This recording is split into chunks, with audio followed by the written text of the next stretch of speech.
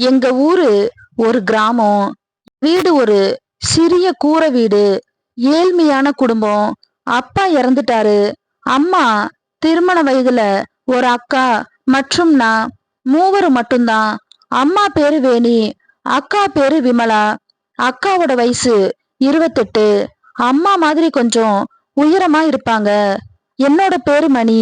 ஒரு சின்ன தனியார் துறையில வேலை செய்றேன். வாங்க கதைக்கு போவோம். எங்க வீடு சிறிய கூரை வீடுங்கறனால உள்ள ஒரே ஒரு தடுப்பு மட்டும்தான் இருக்கும். உள்ள நானும் அக்காவும் படுப்போம். அம்மா வெளியில திண்ணையில படுப்பா.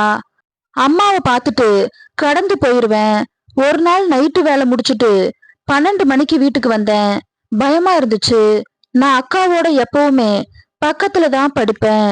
இடையில ஒரு ஆள் படுக்கிற அளவுக்கு இடமும் இருக்கும். வெளியில சரியான மழை. ஒரே சத்தமா இருந்துச்சு. எந்த சத்தமும் வெளிய கேட்காது. என்னுடைய இடத்துல பக்கத்துல படுத்திருந்தேன். அக்கா வந்து என்ன திட்டனா. பக்கத்துல போய் நகர்ந்து படுத்தேன். கோவமா ஏன்டா இப்படி பண்ணேன்னு என்ன திட்டனா. நானும் அவளும் அப்புறம் அமைதியா தூங்கணும். காலையில மணி 8 ஆச்சு. அம்மா வந்து எழுப்பனா. நைட்டு எல்லாம் என்னடா பண்ண, இப்படி தூங்குறேன்னு கேட்டதும் நான் பயந்து போய் உடனே எந்திரிச்சேன். அக்காவை காணோம். பயமும் அதிகமாயிடுச்சு. அம்மா கிட்ட எதுவும் சொல்லிட்டாளேன்னு பயம். நான் வேலைக்கு போறேன். வீட்ல அக்காவுக்கு சமைக்க ஏதாவது வாங்கி கொடுன்னு சொல்லிட்டு அம்மா வேலைக்கு போயிட்டாங்க. நான் எழுந்து பாத்ரூம் போயிட்டு குளிச்சுட்டு வீட்டுக்குள்ள வந்தேன். அப்பவும் அக்காவை காணோம். திரும்ப வெளியே போயிட்டு குளிக்கிற இடம்னு வெளிய தனியா ஒரு தடுப்பு இருக்கும். அதுல போயிட்டு பார்த்தேன். அப்போ அக்கா குளிக்கிற சத்தம் கேட்டுச்சு. என்ன 2 அடி அடிச்சா.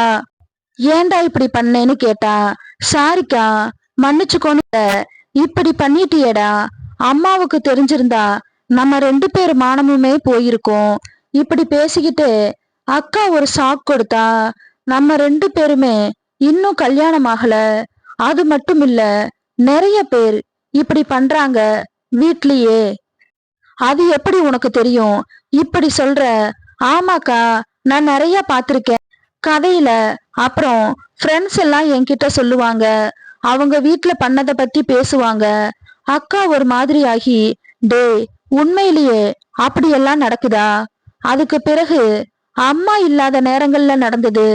கொஞ்ச நாள்ல அக்காவுக்கும் திருமணம் முடிஞ்சது. காலம் ஓடுச்சு. அக்காவோட திருமணத்துக்கு அப்புறம் நானும் அம்மாவும் மட்டும் வீட்ல தூங்குவோம். அப்புறம் அம்மாவுக்கு ஒரே இருந்தேன். எல்லாத்தையும் செஞ்சு கொடுத்துட்டு.